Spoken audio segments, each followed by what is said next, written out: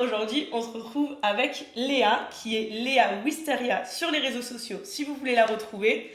Elle s'est spécialisée pendant ses études en patrimoine culturel et dans la préservation des textiles, ainsi que dans l'histoire de la mode. Elle va aussi pratiquer de manière autodidacte le métier de couturière et costumière. Enfin, on va parler de ça plus en détail. Vous allez voir, c'est super intéressant. Bah écoute, n'hésite pas à te présenter, parce que moi je te connais, mais finalement, à en dire un peu plus aux autres sur qui tu es, ce que tu fais, et ton métier, qui a un long titre finalement. Bah, disons qu'en ce moment je suis un peu entre deux métiers, donc c'est un peu difficile de dire exactement, de me définir en une seule phrase. Et c'est vrai que je suis quelqu'un de très touche à tout, je crée un peu de tout depuis que je suis toute petite. Et ça fait depuis que j'ai 15 ans, je crois, que j'ai commencé la couture en autodidacte. Ma belle-mère m'a appris les bases pour comment utiliser une machine à coudre, faire un nœud plat, tout ça. C'est ultra compliqué. Ouais. J'ai essayé plusieurs fois, mais je suis pas assez manuelle pour ça, clairement. Mais après tout le reste, ouais, je l'ai appris par des tutos sur internet, des livres, tout ça. Et c'est vrai que c'est quelque chose que tu perfectionnes tout le temps. T'as tout le temps des nouvelles choses à apprendre. Et moi, je suis vraiment très intéressée par tout ce qui est costumes historiques et fantastiques. J'appelle ça des costumes d'inspiration historique, parce que c'est impossible de faire une reconstitution 100% de ce qui se passe, de ce qu'il y avait à l'époque. Ok. Mais ce qui m'intéresse, oui, c'est ça, c'est j'ai fait des costumes pour le théâtre, pour des comédies musicales, pour des spectacles équestres. Et surtout, la plus grosse partie, c'est pour des jeux de rôle grandeur nature. D'accord, donc JDR. C'est ça. Et on appelle ça GN aussi. GN. Ah oui, Ouais. ok. JDR, c'est plus pour le côté un peu geek, c'est ça? C'est ça, JDR, c'est plus le côté sur table. Ok. Où donc t'es avec tes copains, une bière et tu roules des dés, quoi. Tu lances des dés. Et le GN, en fait, c'est la même chose, sauf que tu le transposes dans un lieu un peu classe, avec des costumes. Des effets spéciaux aussi de temps en temps. Ok, Si et ouais, il y a un budget. petit rapport avec l'archéologie expérimentale, presque. En fait, le GN, c'est plus moi, je dirais que c'est plus du théâtre immersif. D'accord. Voilà. Mais c'est vrai que je fais aussi de la reconstitution historique où là, ça ressemble beaucoup à l'archéologie expérimentale et même que c'est une pratique qui n'est pas trop utilisée en France, mais qui est déjà utilisée dans la médiation en Grande-Bretagne, par exemple. Mm. Où tu as des comédiens qui sont habillés avec des vêtements, pas de l'époque, mais représentatifs de l'époque, Ouais. et qui font des tâches comme s'ils étaient... par exemple, moi j'ai visité un château à Stirling en Écosse, où ils représentent la cour de la reine... je vais pas dire de bêtises. C'est pas grave. D'une reine de l'époque. D'une reine de l'époque, je pense que c'est Marie Stuart, mais je suis pas sûre. Donc c'est la période un peu Renaissance. Tu vois la série Les Tudors? Ouais. Voilà, c'est juste avant ou Ok. ouais. Oui, au moins. Juste après plutôt. Je sais que le but de l'archéologie expérimentale, du coup, c'est de voir comment étaient utilisés les objets, comment s'usaient les choses. Ouais. Il y en a beaucoup qui refont du travail sur le métal aussi. Et c'est vrai que du coup, moi je m'intéresse vraiment dans tout ce qui est habillement. Et c'est vachement intéressant aussi parce que ça permet de voir et de contredire plein d'idées reçues sur les vêtements. Par exemple, celui qu'on parle le plus, c'est le corset. Ouais. Tu vois, on dit tout le temps, oui, le corset, avant, elle se retirait des côtes, Oui, truc d'oppression, voilà, une exactement. grosse symbolique derrière. Exactement. Quand tu te fais un corset à ta taille, à ta mesure, et que tu le portes pendant une journée, bon, bien sûr, tu vas avoir mal au dos parce qu'on n'est pas habitué de nos jours à avoir des vêtements très près du corps, mais tu vas pas ne pas réussir à respirer en fait. Ou alors, si tu as vraiment des gènes, c'est qu'il est mal taillé. Ok, d'accord. Ouais. Donc c'est bien parce que ça permet aussi de démystifier certaines choses. Voilà, ouais. Et il y a beaucoup de mythes, d'ailleurs, il y a beaucoup d'influenceuses dans cette niche qui parlent de tous ces mythes qu'on a sur les costumes ou sur les coutumes, les mœurs de l'époque. Et elles te démystifient ça à chaque fois sur des réels, donc c'est vraiment bien. Trop bien. Ouais. Bah, c'est vrai qu'il y a il y a pas mal de mythes. Au même l'âge du décès, finalement, il y avait juste plus de gens qui mouraient jeunes. Oui. Et finalement, Ça veut pas dire que quelqu'un ne pouvait pas vivre jusqu'à 100 ans, quoi. Exactement. C'est ça. Et oui, je voulais savoir comment est-ce que tu es arrivée dans cet univers, parce que c'est assez précis, même dans tes études, quelles études t'as fait, quelle est vraiment ta démarche pour en arriver où t'en es aujourd'hui? Alors du coup, mes études, c'est un peu disparate, on va dire, parce que au départ, j'ai intégré une école qui ne parle pas du tout de ça. Donc, Ok. j'ai fait Sciences Po Paris, donc vraiment rien à voir. Mais en fait, à Sciences Po, en fait, c'est très diversifié dans ce que tu peux faire. Tu peux faire du marketing comme de la politique, comme des relations internationales. Et moi, j'ai fait un master spécialisé dans la culture, les affaires culturelles. Ok. Donc, c'était plutôt gestion et management. Mais j'ai décidé après, parce que en plus j'ai eu mon diplôme en 2020, donc c'est pas la bonne Ouais. année. Moi aussi, Ouais. 2019, on est les années Covid. C'est ça. Du coup, bah, j'ai décidé de refaire un master pour me spécialiser plus dans la préservation du patrimoine. D'accord. Et donc là, j'ai fait un master à la Sorbonne. C'est via mes stages que j'ai pu me spécialiser dans la préservation du patrimoine textile.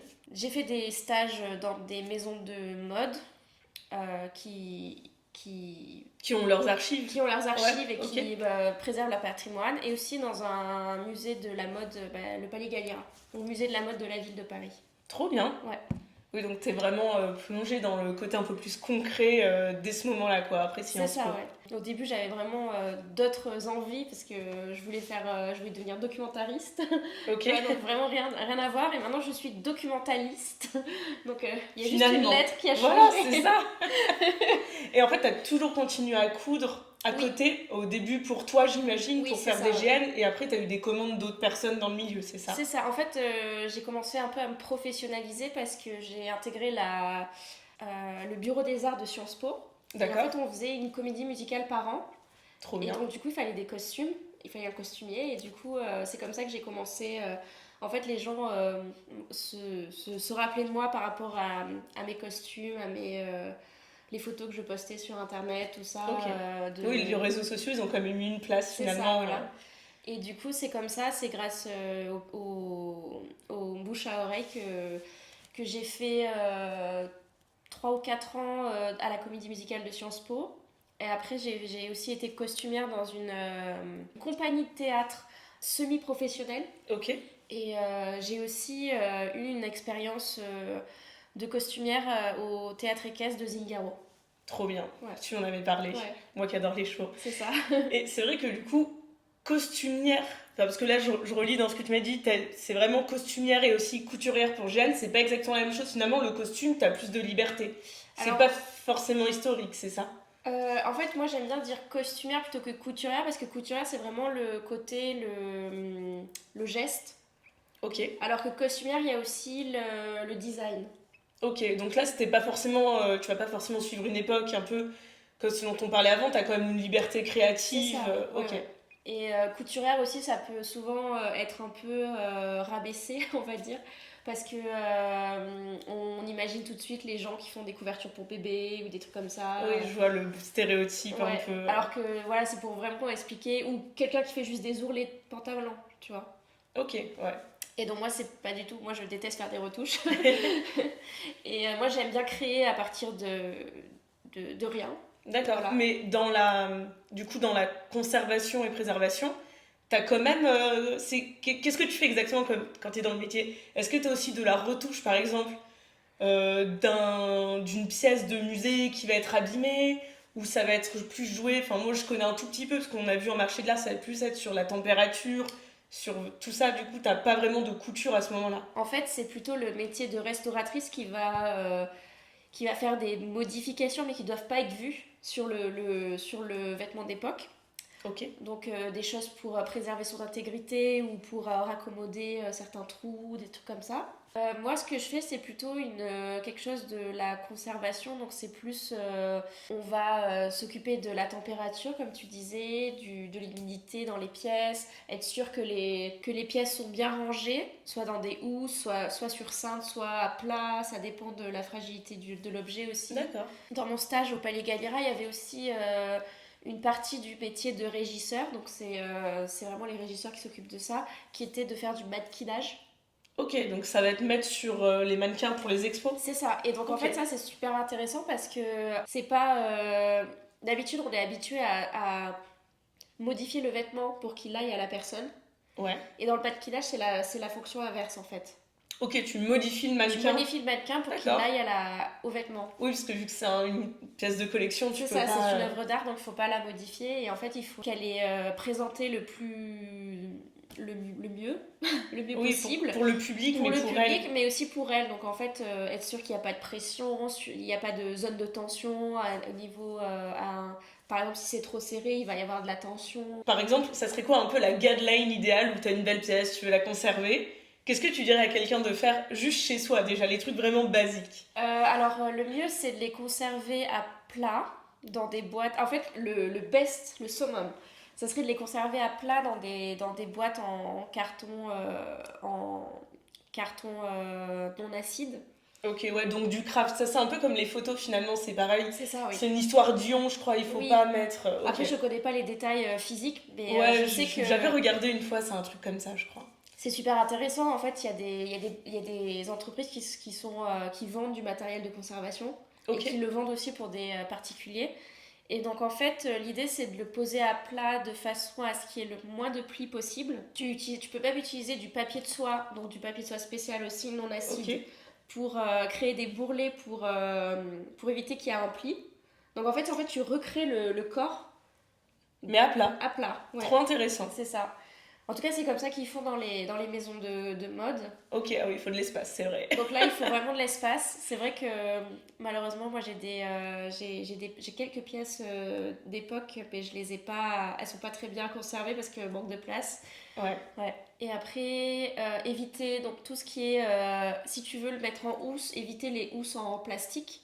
Ok, oui, pour les mêmes raisons, Pour du les mêmes coup, raisons, l'acidité et plutôt tout. privilégier des housses en coton non teint. Et oui, éviter la tension si c'est une pièce qui est très fragile. Par exemple, si c'est une pièce avec beaucoup de broderie, je ne conseille pas de la mettre sur cintre, je conseille plutôt de la mettre à plat. Parce que les broderies, c'est lourd, et du coup, ça va tendance avec la gravité, ça a tendance à tirer le tissu, surtout si c'est un tissu un peu mou ou un peu fragile, comme du Ok. tulle par exemple. C'est marrant, j'y aurais jamais pensé, j'avoue. Ouais, donc voilà.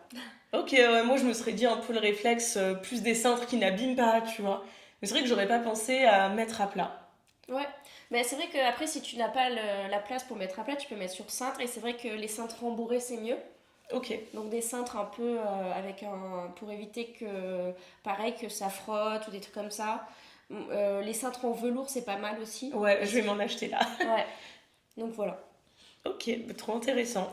Et je veux savoir à quel moment tu t'es vraiment spécialisée dans le costume historique, un peu les époques que tu préfères, tout ça. Alors c'est assez intéressant je pense. Parce que j'ai commencé par le costume historique avant de faire de la couture pour tous les jours en fait. D'accord. Donc j'avais 15 ans et j'étais fan de Jane Austen, donc surtout les adaptations télé ou cinéma. Et je voulais absolument me faire une robe un peu dans le genre, voilà. Trop cool. Et du coup, en fait, au début, je cherchais plutôt acheter une robe directement, mais je ne trouvais pas. Et donc en fait, de fil en aiguille, C'est le cas de c'est le le cas de le dire. dire, je suis tombée sur un forum qui détaillait comment faire soi-même sa robe. Du coup, Ok. je me suis dit, bah écoute, voilà, j'ai envie de faire ça et c'est comme ça que j'ai commencé. Un de mes premiers projets aussi, c'est une robe un peu victorienne, donc à tournure. Je sais pas si tu vois ce que ça veut dire. Non. En fait, c'est une robe qui a beaucoup de drapés sur le derrière de la robe. Je crois que je vois ce que c'est. T'as vu The Gilded Age? Non. Non. Bon. Non, je pense que ma plus grosse rêve dans ce genre de un peu de série historique qui marche bien, c'est Bridgerton, mais comme Ouais. beaucoup, je pense. Donc Bridgerton, c'est un peu la mode Empire, Regency D'accord. de Jane Austen, mais à la façon moderne parce qu'il y a beaucoup d'anachronismes et tout. Ok, donc oui, tu trouves que dans la série, c'est pas bien fait. Alors, j'ai fait une story épinglée sur mon profil Insta sur les costumes de Bridgerton parce qu'au contraire, je trouve que c'est pas du tout historique. Mais Ok. c'est une très bonne représentation moderne de l'époque. Bon, après, là, j'ai vu les derniers, les images promo de la dernière saison et était là, genre, il y a des trucs, ok. Ils sont partis trop loin. Ils sont partis trop loin, oui. Mais bon, on verra bien quand on verra La série, ce la que ça série. donne. Ouais. Le premier projet que j'ai fait en couture, c'était une chemise de corps. Donc, parce qu'en fait, ce qu'on nous explique quand on commence le costume historique, c'est qu'il faut toujours commencer par les sous-vêtements, qui ne sont pas les mêmes que de nos jours, bien sûr. Ok, pour que j'imagine la robe aille bien par-dessus. Exactement. Ok. Exactement. Et du coup, genre, j'ai commencé par une chemise de corps qui est un peu comme l'équivalent des damards ou des tricots de peau que nos grands-mères portent, des fonds de robe. Tu sais que moi j'ai un damar là, Ouais. en dessous. Je suis une grand-mère.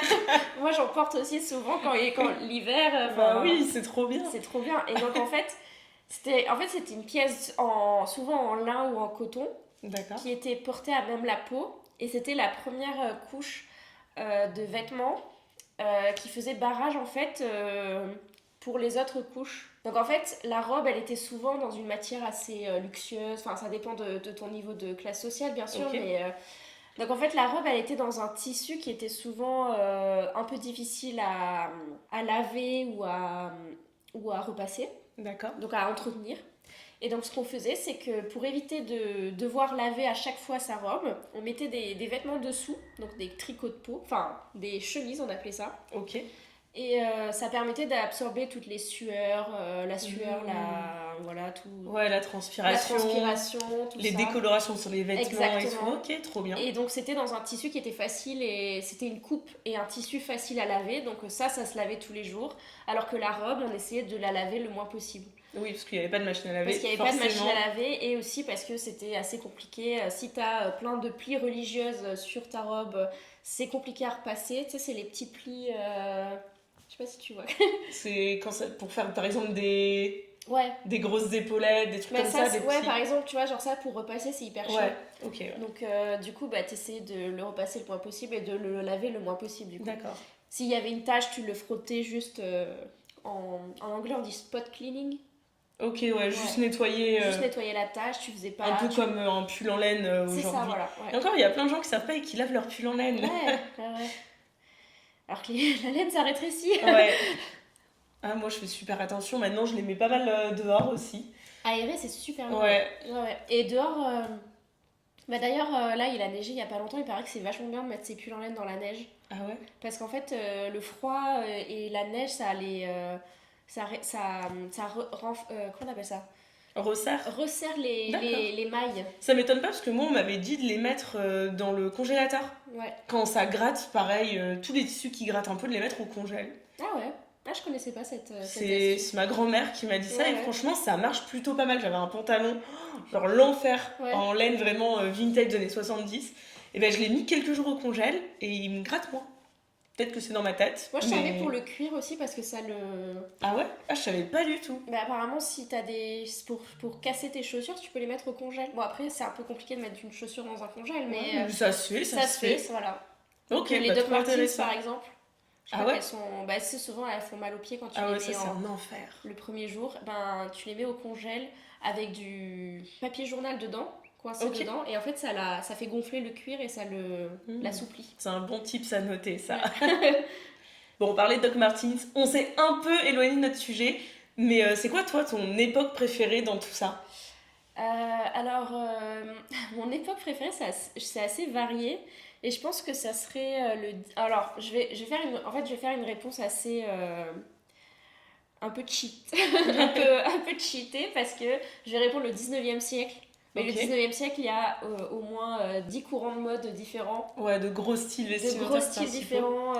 Et donc, mais en même temps, je trouve que c'est vraiment une époque qui est très intéressante pour sa diversité et pour les innovations aussi qui se sont faites dans le textile. Ok, il y a eu quoi par exemple? Par exemple, il y a eu l'invention des teintures artificielles. Enfin, je sais pas si on appelait ça artificiel, mais... En gros, ça a permis d'avoir des tissus des couleurs beaucoup plus vibrantes. Ok. Mais en même temps, tu vois, il y avait beaucoup de problèmes avec ça parce qu'ils ne savaient pas trop la toxicité de ces couleurs. On parle souvent des robes teintes à l'arsenic. Et ça, c'est vrai. Ah oui. En fait, le verre, il y avait un certain verre qui se faisait avec une certaine combinaison qui ressemblait à l'arsenic ou Ok. avec un composant de l'arsenic. Donc ils s'empoisonnaient en Donc, portant des robes. exactement, voilà. Et je me Ah oui. rappelle, au Palais Galliera, on avait exposé un chapeau haute forme. Et il disait, bah, attention, faites attention celui-là parce il y a de l'arsenic dedans. Donc, il Ah fallait pas le toucher. Bah, déjà, d'habitude, il faut éviter de oui, t'as des toucher. gants blancs, ouais. Faut éviter de toucher avec les mains, mais faut mettre des gants. Mais là, c'était vraiment mesure encore plus importante parce qu'on savait qu'il y avait de l'arsenic dans la composition du chapeau. Incroyable. Ouais. Je crois que c'était dans la doublure. Ouais, parce que le chapeau en haute forme, il était en feutre. Ok. La doublure, elle est en tissu. Et donc, le tissu était teint d'un vert assez profond, un peu vert émeraude. L'invention des teintures, ça se passe à peu près en 1850-1860. Ouais, ça coïncide avec la révolution C'est industrielle. ça, voilà. Et donc, en fait, on voit des robes qui deviennent flashy, en fait. Enfin, des couleurs rose fluo, violet. Et ça te plaît. Ouais, et donc, du coup, ça, je trouve ça super cool. Vraiment super intéressant parce que tu peux regarder des nuanciers de... Donc, des nuanciers, c'est des livres avec des échantillons de tissu. Mm. Et ils te montrent, en fait, les motifs que tu pouvais avoir dans ta robe. Parce qu'en fait, avant, le prêt-à-porter n'existait pas. Donc, c'était Ok, toi qui créais ta robe. Tu disais, je veux ce modèle avec ce tissu. ça fait rêver quand même. Voilà. Et du coup, en fait, ce qui est vachement intéressant, c'est que des fois, tu trouves des motifs qui sont hyper modernes. Donc, tu vois, par exemple, il y a une époque, 1830-1840, c'est assez vieux, tu vois. Mm. Et, les motifs ressemblent vraiment trait pour trait pour les années 60-70. D'accord. Ouais. Donc, vraiment des couleurs un peu marron, orange et des motifs un peu géométriques. Ok. Ouais. Trop cool. Donc ça, c'est vraiment super intéressant. Je pense que vraiment la période que je préfère, c'est la période des tournures, comme je te disais. Donc la tournure, en fait, c'est le descendant de la crinoline. Tu vois, la Ok. crinoline, les robes de Sissi, Ouais, la oui, cage, oui, ça je vois. la cage en métal. Quelques années plus tard, en fait, le volume s'est déporté vers l'arrière. Ok. On appelait ça les faux culs aussi. Ok. Ouais, là c'est plus parlant d'un coup. Voilà. Et du coup, donc en fait, les femmes avaient beaucoup de draperies sur l'arrière de leur robe. C'était très chargé en décoration. Et bah, j'adore, voilà. Tout à l'heure, tu me disais que tu avais quelques pièces chez toi aussi, des pièces de collection. Qu'est-ce que t'as? Je suis ultra curieuse de savoir. J'ai beaucoup de pièces de lingerie. Lingerie début 20e siècle, fin 19e siècle. D'accord. Donc c'est vraiment les pièces les plus faciles à retrouver parce que c'est des pièces qui se conservent dans le temps. Oui, puis j'imagine qu'il y en avait plus, vu qu'ils en fabriquaient plus, parce que Oui. c'était plus lavé, il y a aussi Exactement. une corrélation là-dessus. Mais je pense que ma pièce la plus précieuse, on va dire, c'est une robe qui date de... En fait, j'ai essayé de la dater avec une amie costumière et on s'est dit que c'était à peu près 1830. Ok, ah oui, quand même. Et C'est une c'était pièce de musée, quoi. une pièce de musée exactement que j'ai trouvée dans un... En fait, c'était génial parce qu'elle était avec des robes beaucoup plus récentes et donc elle était vendue au même prix. Et moi, j'ai su tout de suite que c'était pas une robe... Ok, ça c'est vraiment la valeur de ton expertise, Ouais. finalement. Bah, là, clairement, ouais. Et vraiment, j'ai demandé à plusieurs autres costumières parce que j'arrivais pas à me dire, j'ai trouvé ça dans un, pas guérisol, mais dans un vide-grenier. Ok. Vraiment, ouais, c'était vraiment assez impressionnant. C'est une robe toute blanche qui fait très, un peu robe de, je sais pas comment dire, un peu de communiante, tu vois. D'accord. Et en fait, ce qui est la particularité, c'est les manches. En fait, il y a beaucoup de plis et de bouffants. Ok. Et le devant qui est plissé aussi. Mais il y a rien, il y a pas d'étiquette, j'imagine, ni rien. Non, il n'y a rien. Ouais, il y a rien pour t'aider plus, quoi. Il n'y a rien, c'est totalement fait à la main. On voit la minutie de l'époque qu'on ne peut pas retrouver de nos jours. Et c'est vrai que, tu vois, tu parles d'expertise, et c'est vrai que je pense que mon expertise, c'est que j'arrive un peu à voir si quelque chose a été fait à la main ou pas. Et aussi grâce à mon étude des formes, des silhouettes, tout ça, de dater quelque chose. Ok. Oui, c'est en plus parce que vu que t'as les deux, tu as l'habitude de coudre. Oui. De coudre selon des époques et en plus tout ton background un peu historique. C'est ça. T'es vraiment sur les deux tableaux, quoi. Ouais. Et c'est vrai qu'un truc que j'aime bien faire, par exemple, c'est de voir des images un peu d'époque enfin des images, donc j'allais dire les photos, mais bon les photos c'est daté aussi, donc Ouais. c'est assez facile de savoir que c'est à partir du milieu du 19e siècle. Mais par exemple, juste en voyant comment les gens sont habillés, tu peux à peu près dater Oui, une la, photo, une ouais, ou photo, même une gravure, ou tout une ce que tu veux. gravure, voilà. Bon, après, il faut un peu d'histoire de l'art. Par exemple, pour le médiéval, il faut savoir reconnaître les trucs vraiment Oui, médiéval et tout ce qui et est tout ce qui est ouais. pré-raphaélite, tout comme Oui, ça. Mais voilà. Donc ça, c'est un peu ma fierté, on va dire. Moi, je suis plus spécialisée en mode féminine. ok. La mode masculine est un peu plus difficile à dater, je pense, parce elle change beaucoup moins. Il y avait moins la question un peu de la parade, de la robe, de la soirée. C'est horrible, mais c'est dit comme ça, c'est un peu les femmes qui se faisaient chasser, qui devaient représenter. Alors, il y a un truc très intéressant là-dessus. Avant le 19e siècle, les hommes se paraient autant que les femmes, voire plus. Ok, d'accord. Et en fait, c'est avec la révolution industrielle, tu sais, le fait que la révolution industrielle, elle est corrélée avec l'éthique protestante, enfin, Oui, tu vois, ça c'est vraiment des trucs sociologiques qui expliquent qu'en fait, les hommes, ils ont voulu devenir sobres. C'est eux qui habillaient leurs femmes d'accord, il et y a un qui, truc d'emprise encore et qui dessus. montraient leur richesse par leurs femmes, mais plus par eux-mêmes. D'accord, Voilà, alors ah, c'est qu'au intéressant. XVIIIe siècle, tu vois, il y a des costumes masculins qui sont extravagants de nos jours. Ça serait, Oui, tu vois, genre, j'ai vu un portrait, vraiment un tableau où c'est un costume masculin, donc 3 pièces, entièrement en léopard. ah, c'est génial. C'est génial, ouais. C'est génial. Maintenant, les hommes sont. C'est vrai que les hommes. Enfin, là encore, je trouve que là, ces dernières années, avec tout le mouvement de la seconde main, il y a quand même les hommes qui retrouvent un intérêt pour Oui. le vêtement. Mm. Et un peu aussi la mode japonaise, coréenne. Mais c'est vrai que bah, c'est quand même majoritairement féminin. On le voit très bien. Si on rentre dans une grande surface, il y a plus de vêtements pour femmes. Oui, oui. Et C'est- d'ailleurs, dans la seconde main aussi, c'est assez difficile d'avoir des rayons hommes des Ouais, fois. c'est vrai que c'est rare. Enfin, Ouais. après, moi, c'est vrai que ma friperie, c'est mixte. Oui. Mais j'ai remarqué que, oui, en effet, les hommes qui viennent s'habiller en friperie demandent justement spécifiquement si on a des pièces hommes, parce qu'ils en ont moins. Mm. Tout à l'heure, tu me disais que bah, tu sais reconnaître si une pièce, elle est faite à la main, si elle est faite à la machine. Est-ce que tu vois beaucoup de fausses pièces Euh, historiques, je sais pas, par exemple, dans des brocantes ou dans des antiquaires, vraiment des pièces qui vont être vendues comme des pièces d'époque, mais qui n'en sont pas, ou des gens qui pensent en acheter. Est-ce que tu as déjà vu ça autour de toi?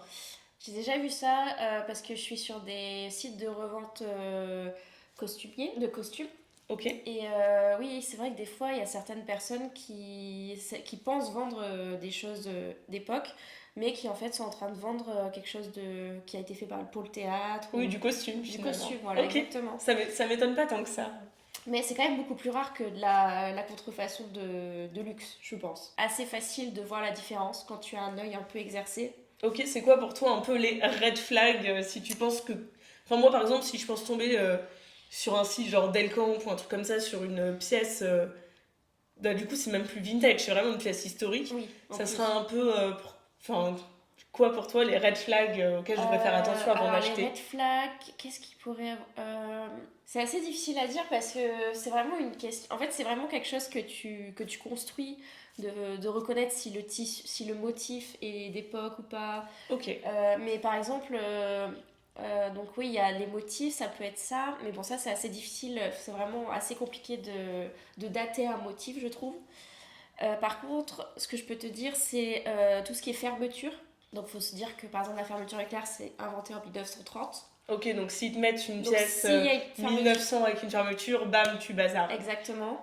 Donc voilà, ça, les fermetures éclairs. Aussi, les lacets.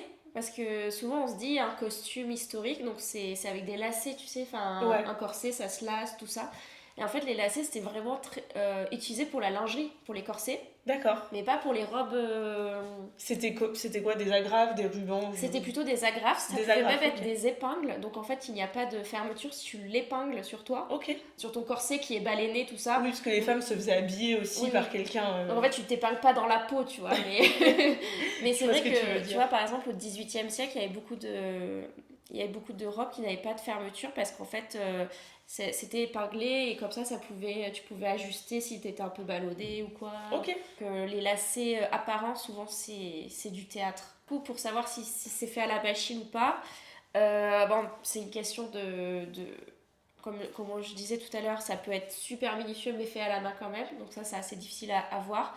Mais un truc qui est totalement machine et qui est pas du tout historique, c'est le surjet. Je sais pas si vous voyez ce que c'est le surjet. C'est un point qui permet d'assembler, de couper et de définir les bords en même temps. Ok, et c'est juste à la machine, ça. Et ça, c'est juste à la machine. Il te faut au moins non, il te faut 2 aiguilles, 4 fils pour pouvoir le faire. D'accord. Donc ça, c'est quelque chose que tu ne trouveras pas dans un costume avant...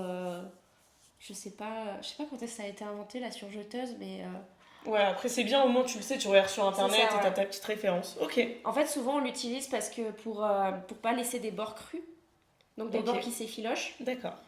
Et donc ça, dans le théâtre, c'est génial parce que du coup, c'est hyper... ça résiste bien. Mais si tu vois ça dans une robe un peu, je sais pas, 18e comme ça, bah c'est une fausse entre guillemets. Fausse, enfin, si on te la vend telle quelle, c'est que c'est une fausse. C'est ça.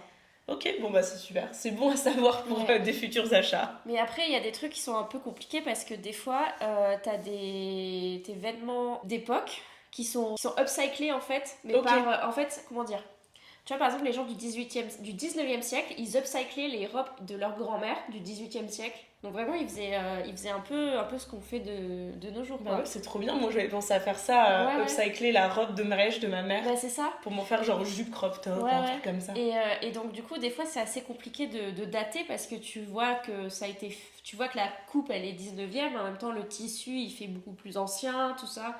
Donc, des fois, c'est assez compliqué quand tu veux avoir une démarche historique, bien sûr, tu vois. Oui. Parce que moi, je considère aussi que des pièces d'époque, c'est censé être quelque chose qu'on préserve et qu'on met dans un musée, tu vois, on va pas la porter. Je suis d'accord. Toi, par exemple, la robe que t'as d'époque, tu la portes pas du tout. Non. Non. Bon, déjà, c'est une taille minuscule, mais... c'est vrai que souvent, c'est un truc de fou. Moi, je m'autorise à porter la lingerie parce que souvent, c'est des matières, c'est du coton ou des trucs comme ça, donc c'est assez solide. Ouais. Et aussi parce qu'il y en a beaucoup sur le marché, donc c'est pas une pièce rare. Mais par exemple, j'ai une petite capeline en perle de G. Ok, je vois pas exactement comme ça. Donc une capeline... Trop de mots techniques d'un coup. Une capeline, c'est une petite cape. D'accord. Souvent qu'on mettait, on appelait ça même une sortie d'opéra parce que ça se mettait oui, je vois, sur les épaules. Et en fait, elle est entièrement brodée de perles noires. Et donc en fait, c'est du G. Le G, c'est la matière. D'accord. Et donc ça, je la porte pas parce qu'elle est beaucoup trop fragile. Oui, t'as vraiment envie de la conserver et de la faire perdurer dans le temps. Et en plus, c'est super compliqué parce qu'elle perd un peu ses perles aussi. Donc en fait, il faudrait que je la restaure, mais je sais pas comment faire exactement. Tu vois, donc, ça, c'est pas simple. Ouais, c'est pas simple. Tu m'as ramené quelques-unes de tes créations. Est-ce que tu peux m'en dire un peu plus sur ces pépites? Bah oui, bien sûr. Du coup, j'ai ramené des époques totalement différentes. Ok. Donc ça, c'est une robe d'inspiration viking. Donc viking, c'est plutôt 10e siècle, on va dire. Alors, donc en fait, elle est composée de 2 pièces. Une robe de dessous et une robe qu'on appelle tablier. Les bretelles sont amovibles et je vois, oui, c'est des petites broches. Et en fait, elles se ferment, elles se maintiennent grâce aux broches. Waouh, c'est trop beau. Ouais. J'imagine que du coup, t'as des fournisseurs spéciaux pour tous ces trucs-là. Oui. C'est quoi? C'est en ligne? C'est souvent en ligne. Okay. Des fois, tu peux trouver dans des marchés médiévaux. D'accord. Ouais. Donc, il y en a à Provins, des trucs comme ça. Il y a aussi une boutique à Paris qui s'appelle Reste d'Acier. Ils sont plus orientés épée, tout ça, mais ils ont aussi des trucs vikings. Ok, mais oui, tu vas pas n'importe où, quoi. Tu te dis pas, genre, je vais chez Loisirs et Création et il y aura un truc qui aura l'air de... D'accord. Non. Alors là, je vais poser la question basique que je suis sûre que plein de gens qui ont jamais fait l'histoire de l'art ou d'archéo se posent. Mais comment on savait que les gens, ils étaient habillés comme ça avant? C'est vrai, c'est la question que la plupart des gens se posent, je pense. Alors, pour cette époque, parce que c'est vraiment une époque très, très lointaine. Oui, je sais, parce qu'il y a plein de gens qui disent, oui, avant, il y avait pas les photos, vous faites comment pour savoir? Et en fait, moi, je me suis basée sur les recherches qui ont déjà été faites. Donc, j'ai pas fait des recherches de sources premières, tout ça. Mais il y a des corps qui ont été retrouvés. Donc, avec... En fait, comme c'est dans des pays froids, la fibre du vêtement, elle a été conservée. Donc, en fait, tu retrouves certains vêtements qui ont été conservés dans les tombes. Oui, ça peut étonner plein de gens, mais on retrouve même... Enfin, les vêtements se conservent mieux, enfin, le textile en général. Ouais. je crois qu'ils se conservent mieux quand c'est, par exemple, sous l'eau, enfin, ou dans des marécages. C'est ça, Il y a ouais. vraiment Ouais, des exactement. trucs de conservation qui sont un peu étonnants quand on n'a Ouais, pas ouais, ouais. l'habitude. Et après, oui, après c'est surtout des témoignages écrits. Ouais. Enfin, c'était oral, mais après ça a été transmis à l'écrit. Mais bien sûr, il y a toujours une part d'inspiration, de reconstitution. C'est pour ça qu'on appelle ça de la reconstitution Mm. historique, parce qu'au final, c'est comme un puzzle où tu as quelques pièces, et des fois, il te manque une pièce, donc tu rajoutes un truc pour dire, bah, moi je le vois comme ça, mais ça se trouve, c'était pas du tout comme ça. Oui, il y a une toute petite libre part d'imagination. Exactement. Il y a ce grand débat dans l'architecture aussi. Ouais. Quand on fait de la restauration Oui. en architecture, il y a un peu deux écoles. Ouais. Il y a celle qui va imaginer, je crois que c'est l'école de Viollet-le-Duc, Oui. et il y a l'école qui va décider d'essayer de reconstituer au mieux comme à l'époque, quitte à laisser des trous. Et ça, je crois que c'est l'école de Ruskin. Mais du coup, c'est un peu la même chose. Ouais, c'est vrai que j'avais entendu parler de Viollet-le-Duc, mais... Ouais, c'est assez intéressant, je trouve, tout ça. Bah ouais. Donc voilà, là, c'est une petite part de ton imagination, mais aussi la projection de ce que c'était à l'époque. Voilà. Quoi. Et puis aussi, moi je dis que je fais de l'inspiration historique parce que je veux pas non plus m'embêter avec certaines choses. Je sais que certaines personnes qui sont des puristes veulent absolument faire tout à la main avec un fil de lin. Ouais, là, on va vers l'archéologie, justement. Là, c'est vraiment de l'archéologie expérimentale. Moi, c'est du costume, donc je ne veux pas dire que c'est exactement comment ils étaient habillés à l'époque, tu vois. C'est vraiment juste... voilà, c'est une inspiration. Ok.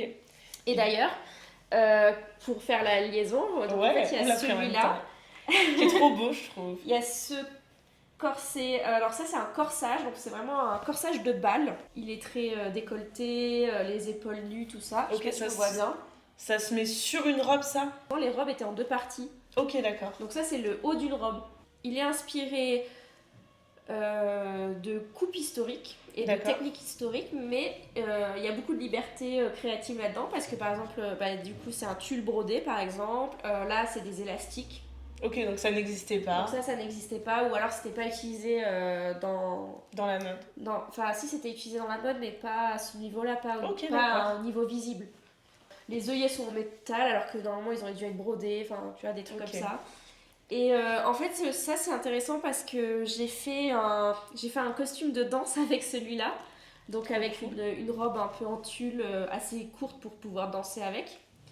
Et après, j'ai voulu en faire une robe de bal. D'accord, donc tu as réutilisé... Donc j'ai réutilisé le haut et j'en ai fait un corsage, une robe de bal. La coupe est d'époque, mais après, donc les tissus ne sont pas vraiment historiques. Donc je l'ai porté au Petit Palais. Trop cool, la classe. Et du coup, il y a des baleines dedans. C'est des baleines qui reproduisent les propriétés des anciennes whalebone. Parce qu'en fait, avant, c'était vraiment avec des fanons de baleines. D'accord, je savais pas du tout. C'est pour ça qu'on appelle ça des baleines. Ok. Parce qu'ils utilisaient vraiment c'est pas des dents, mais c'est des fanons. Ouais, je vois ce que c'est. Ok, c'était ça qui était utilisé. C'était ça qui était utilisé. Et du coup, en fait, j'ai utilisé... En fait, il y a différentes baleines de nos jours. Il y a des baleines en métal. Il y a des baleines en métal spiralé, donc qui sont assez flexibles. Et il y a des baleines en plastique. Et moi, j'utilise ce type de baleines en plastique parce qu'elles ont... En fait, ce qu'elles font, c'est qu'elles se déforment au contact de la chaleur du corps. D'accord. Comme les fanons de baleines à l'époque. Ok, donc ça reproduit au mieux ce que c'était. Ça reproduit au mieux ce que c'était. Et en plus, comme c'est quelque chose qui est censé être porté sur un corset, parce que tu portes le corset en dessous. D'accord, ok. T'as pas besoin d'avoir... une très grande... un très gros maintien. Un très gros maintien, exactement. Bah écoute, merci pour ces petites présentations. Mais de rien. Je pense qu'on va faire, c'est que moi, je vais te montrer 2-3 pièces que j'ai. Ouais. Et c'était pas du tout prévu pour la vidéo. Mais au moins, tu vas me dire ce que t'en penses. Alors, moi, c'est des trucs que j'ai achetés. J'ai quasiment aucune idée de quand ça date, ni rien. Enfin, j'ai ma petite idée, mais je suis pas une pro de ça. Je reviens avec mon petit tas de vêtements. Non, en vrai, je vais te montrer des pièces. Je pense qu'elles valent pas le démilé des cents, mais elles sont quand même assez jolies. J'ai cette robe, mais que je t'avais déjà montrée pour la réparer. Oui, c'est vrai, oui. Ça, franchement, je sais pas de quand elle date. Peut-être des années 90. C'est pas si vieux que ça. Mais le travail est incroyable. Ah ouais, le travail. Qu'est-ce que t'en penses? Ah ouais, il est fou. C'est fou, hein? Ouais, c'est vrai que... Oui, tu m'avais dit qu'elle était trop petite, c'est ça? Ouais, elle est trop petite. Mais elle a été rétrécie déjà. Ah, ils ont pas écrit dessus. Ouais, non, c'est vrai. Déjà, elle est faite en France, donc ça, c'est marque de qualité. Et... Tu vois, ça, c'est des points un peu à la main.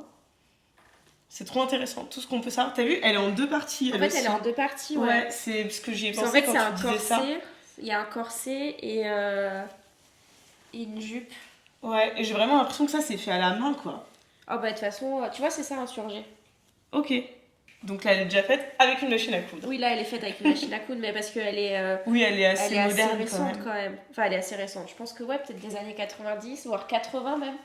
Et oui, bien sûr, la broderie, je pense qu'elle est faite à la main, hein, ça c'est Ouais, sûr. bah ça, tu vois, pour le coup, c'est une des seules pièces que je la mets à plat. Ouais. Parce que je peux pas l'attacher. Ah bah oui, en plus. Il y a trop de détails, je la conserve comme ça. Ouais. Bon, après, il y a elle, et ça, je pense, enfin, je sais que justement, ça se voit rien qu'à l'étiquette et tout. Mais t'as vu, c'est comme un peu un faux, c'est inspiration années 30. Oui. Mais elle date clairement pas des années 30. Bah, en fait, déjà, il y a des épaulettes, donc je pense que ça fait très, peut-être années 80. Ouais, Les épaulettes, c'est quand même assez daté. oui. Elle est super intéressante aussi. Ah, tu vois, ça, c'est un petit ourlet rouloté. C'est fait main, ça Ça, veut c'est dire fait main, ouais. Ah, ok, c'est marrant, tu vois, j'aurais pas pensé. Mais en fait, tu vois, moi, par exemple, quand je couds, c'est que je vais faire certaines finitions à la main, mais les coutures principales, je les fais à la machine, tu vois. Ok. Oh, c'est très beau, en tout cas, c'est vachement bien fait parce que, tu vois, c'est des coutures anglaises. Donc, c'est Wow, des comme on coutures, apprend plein de trucs sur un vêtement. c'est des coutures très délicates et assez. Ça montre que c'est de la bonne qualité. Et tu vois, là, il y a des points, on dirait que c'est des points à la main. Ok, Quand c'est des points un peu invisibles comme ça, tu peux pas le faire à la machine. d'accord, bah ça c'est intéressant à savoir. Mm. Ouais, j'aime bien, j'en apprends plus sur mes pièces. Modèle déposé, je pense que c'est une. Mais ça, j'ai l'impression que c'est vraiment une belle robe quand Ouais, même. mais je pense que la marque elle est bonne, elle est belle aussi parce que tu vois, il y a écrit modèle déposé, donc ça se trouve c'était du prêt-à-porter un peu de luxe. Ok. Ou, Ah, je savais pas que ça faisait. C'était ça la différence pour modèle déposé. je sais pas. Oui, Modèle c'est un peu déposé, breveté quoi. ouais, c'est breveté en Ok. fait. En fait, ce qui est bien, c'est que la mode est cyclique. Et genre, par exemple, les années 80 s'inspiraient vachement des années 30. Oui. Et après, j'ai 2 pièces que je vais te montrer, mais ça, c'est vraiment genre. Parce qu'elles sont trop cool. Ça, c'est une dinguerie. C'est une amie à moi qui me l'a offert. Merci Alizé. C'est fait à partir de cordes de parachute pendant Ok. la Seconde Guerre mondiale. Waouh, ok. Voilà, donc là, ouais, là c'est sûr que c'est à la main. Ah ouais, C'est c'est son impressionnant. arrière-grand-mère qui l'a fait et elle me l'a offert. Elle a fait au tricot du coup. Alors je sais pas du tout. Donc On peut-être dirait- que voilà, ça tu peux m'en ressemble dire à un du peu point plus. mousse, donc peut-être que c'est du tricot. Ouais. Donc elle a tricoté un parachute de la Seconde Guerre mondiale. Ouais. C'est trop beau dit C'est comme ça. génial. C'est un parachute qu'elle a trouvé vers chez elle des Allemands quand ils ont débarqué Ouais. et elle l'a récupéré pour faire ça. Mais comment elle a fait Elle a fait, récupéré chaque corde pour faire ça. C'est génial. C'est fou hein. C'est fou. Ouais. Voilà, je me suis dit que c'était intéressant de le montrer. C'est le moment ou jamais Ah pendant bah cette ouais. interview. C'est clair. Et l'autre, c'était à mon arrière-grand-mère. Et ça, pareil, pour le coup, tu vois, ça, je sais pas le dater, mais je sais que c'est beau quand même. Ah ouais, c'est beau. Je sais pas, j'ai l'impression que c'est fait. Les boutons, ils sont géniaux. Ouais, les boutons sont beaux, mais je sais pas, j'arrive pas moi du tout à dater ça, tu vois. C'est vrai que c'est assez difficile à dater. Ouais, y a pas d'étiquette déjà. Ouais, bah ça c'est fait à la main, je pense. C'est fou, je me demande même comment on fait pour faire ça à la main. Bon, il y a quelques trous, tiens. Mais c'est normal, hein, vu l'âge que ça doit Donc avoir. là, il y a des peintes. Alors, est-ce qu'on peut voir la couture? Pas très bien, parce que c'est du noir en plus, c'est un peu compliqué. Donc ouais, je trouvais ça intéressant. Ouais, c'est fait à la main, ça. C'est fait main, ouais. Ouais. C'est fou, je me demande comment on fait une dentelle. Tu vois, j'arrive même pas à avoir la vision Alors, le de tissu quelqu'un qui n'était- fait une dentelle. Le tissu n'est peut-être pas fait. Le tissu Ok, était la dentelle, ouais. était déjà tissé. Ça, c'est de la dentelle mécanique, c'est pas de la dentelle. C'est pas de la dentelle artisanale. Donc, ça, c'est. Peut-être qu'elle a trouvé un coupon de tissu de dentelle et elle a Ok. fait son petit boléro dedans. Franchement, c'est dingue, hein. Ouais. Et c'était à ton arrière-grand-mère. Ouais. Donc, Après, arrière-grand-mère, daté de quand ça elle passe. est née vers, ça doit être 1910 qu'elle est née, un truc comme Ouais. ça. Mais après, en fait, ça pourrait être 1940 comme 1990, tu vois, Ouais, c'est c'est ça ça. qui est difficile à dire. Ouais. Donc voilà. En fait, je pense qu'il faudrait réussir à dater le tissu. Comme ça, Faudrait tu que peux je savoir. Ils sont un peu le renfermer. C'est normal, c'est vraiment, bah, tu vois, ça et le truc de parachute, c'est les seules pièces que vraiment Ouais. Mais le truc de parachute, c'est génial, quoi. j'adore. C'était vraiment l'épisode sur les interviews d'experts ou jamais pour te la sortir, quoi. Parce que, franchement, la beauté et l'idée de faire ce truc, c'est Ah, mais fou. oui. Puis je sais pas, c'est un symbole en fait, je trouve. Ouais, Ouais. c'est ça, moi je la trouve ultra puissante comme cesse. Bon, je ne la porte pas, bien sûr. Oui. Là, j'aimerais bien la porter un jour, Mais je sais pas, faut vraiment l'occasion. Peut-être Et juste puis... pour un shooting photo, quoi. Ouais, et trop Ouais. peur de l'abîmer, quoi. Bah oui. Puis j'aime bien, en plus, il y a un petit côté côte de maille, je trouve, dedans. C'est vrai, ouais. C'est vrai qu'il y a un côté un peu. Au début, je pensais que c'était peut-être un filet, tu vois, de pêcheur, un truc comme ça, mais en fait, non, c'est un parachute, c'est encore mieux. Ouais, c'est fou, hein. Ouais. Bah écoute, merci d'avoir regardé mes petites pièges, j'en sais un peu plus. Donc, tu vois, c'est marrant, j'aurais plus dit que ça c'était fait à la main, mais finalement c'est pas fait à la main, c'est ça qui est fait à la main. Ouais. Donc c'est trop intéressant d'avoir toutes ces infos. Merci pour ton temps, Bah, pour cette vidéo. De m'avoir. Je sais pas quoi dire. Merci. Vous pouvez retrouver Léa sur Instagram et sur YouTube, c'est Léa Wisteria sur les deux. Oui. C'est ça? Léa.wisteria sur Instagram, je crois. Ok. Et bah moi, sous le même pseudo, Lucille Bless sur tous les réseaux sociaux. Et bah abonnez-vous, likez, commentez. À très vite et à bientôt pour un nouvel épisode.